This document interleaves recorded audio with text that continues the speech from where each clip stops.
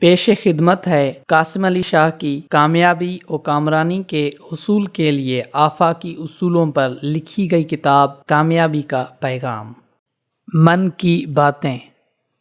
آج کے دور میں سچا اور کامل گرو یعنی استاد کہاں سے ملتا ہے؟ یہ باتیں قصے کہانیوں میں ہی بھلی معلوم ہوتی ہیں۔ ہمارے بزرگ اس رائے پر یقین نہیں رکھتے۔ ان کے مطابق ایک سچا شخص ہی سچے کی تلاش کر سکتا ہے۔ وہ فرماتے ہیں کہ آپ کی سچی طلب ہی آپ کو سچ اور حق سے آشنا کرواتی ہے۔ وہ کہتے ہیں دراصل ہمیں کسی گرو کی حقیقی تلاش نہیں ہوتی، بلکہ ہمیں کوئی کام ہوتا ہے جو ہم اس گرو سے نکلوانا چاہتے ہیں۔ اس لیے کسی چھوٹے موٹے کام کے لیے سچے گرو کی کیا ضرورت، اور وہ گرو ہی کیا جو آپ کو ملنے کے بعد آپ کے 2 ٹکے کے کام پر جت جائے۔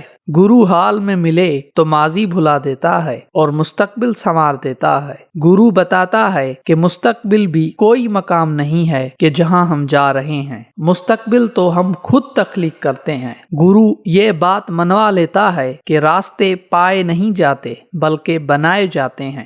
گرو کے ملنے کے بعد آپ جان جاتے ہیں کہ غربت اور دولت مندی دونوں ہی سوچ کی پیداوار ہیں۔ لیکن میرا سوال ہمیشہ ہی ہوتا ہے کہ ہمیں اتنی پیچیدگی کیوں محسوس ہوتی ہے؟ تو ہمارے بزرگ فرماتے ہیں کہ خدا نے تو ہمیں سیدھا سادہ بنایا تھا، ہم نے ہی خود کو بے حد پیچیدہ بنا لیا ہے۔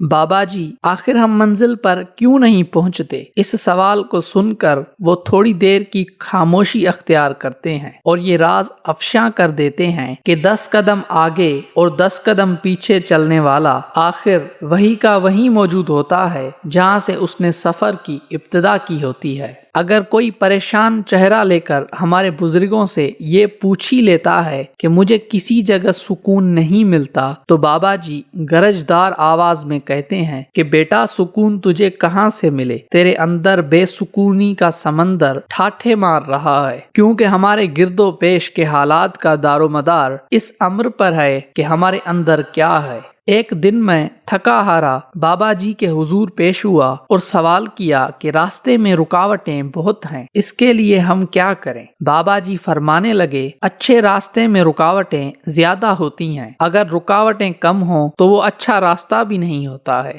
باقی ہمارے ذہن کے سامنے کوئی رکاوٹ نہیں ہوتی سوائے اس کے جسے ہم رکاوٹ مان لیتے ہیں۔ کسی دانشور نے اس بات کی وضاحت چاہی کہ کامیاب زندگی کا دار و مدار کس بات پر ہے، اور ساتھ درخواست کی کہ جواب تفصیل سے عنایت فرمائیں۔ محترم بزرگ جلالی انداز میں گویا ہوئے کہ جو بات ہے ہی مختصر اسے میں تفصیل میں کیسے بیاں کروں، اور بتایا کہ کامیاب زندگی کا دار و مدار اس بات پر ہے کہ تم بچوں کے ساتھ کتنی شفقت برتتے ہو، بوڑھوں کی کتنی خدمت کرتے ہو، مصیبت زدوں سے کتنی ہمدردی کرتے ہو، اور کمزوروں کے ساتھ کتنا درگزر سے کام لیتے ہو۔ اس کی وجہ یہ ہے کہ تم زندگی میں کبھی نہ کبھی ان سارے مراحل سے گزرو گے۔ ایک دن فرمانے لگے کہ کیا تمہیں معلوم ہے کہ اچھا استاد ہمیشہ زندہ کیوں رہتا ہے؟ سب نے کوئی خاص جواب نہ دیا تو کہنے لگے کہ جس انسان کی تربیت دوسروں کو فائدہ دینے لگے وہ کیسے مر سکتا ہے؟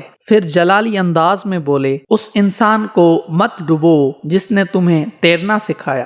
جس انسان سے تم نے کاروبار کے اصول سیکھے اس کے مقابلے میں کاروبار مت کرو، کیونکہ کاروبار تو شاید خوب چلے لیکن اس میں خیر و برکت شامل نہیں ہوگی۔ بچوں کی تربیت کے حوالے سے ارشاد فرمایا کہ جب والدین بچوں کے لیے بہت کچھ کرتے ہیں تو بچے اپنے لیے کچھ بھی نہیں کرتے، اس لیے بچوں کو قیمتی بنانے کے لیے ذمہ دار بناؤ۔ ایک دن ہمارا سوال تھا کہ کچھ لوگ ہمارے لیے بہت کچھ کرتے ہیں، ہم ان کے احسانات کا جواب کیسے دیں؟ فرمانے لگے محسن وہ ہوتا ہے جس کے احسانات واپس نہ اتارے جا سکیں، لیکن اگر زیادہ ہی دل مائل ہو کہ احسانات کا جواب دینا ہے تو وہ آسانیاں جو آپ تک آپ کے محسنوں نے پہنچائیں انہیں امانت جان کر دوسروں تک پہنچانا شروع کرو۔ نوجوان نے سوال کیا کہ ہم اتنی بے بسی کی زندگی کیوں گزار رہے ہیں؟ فرمانے لگے کہ بے بس تھوڑی ہو، تم جو کچھ کرنے کے اہل ہو اگر کر گزرو تو تم خود حیران رہ جاؤ،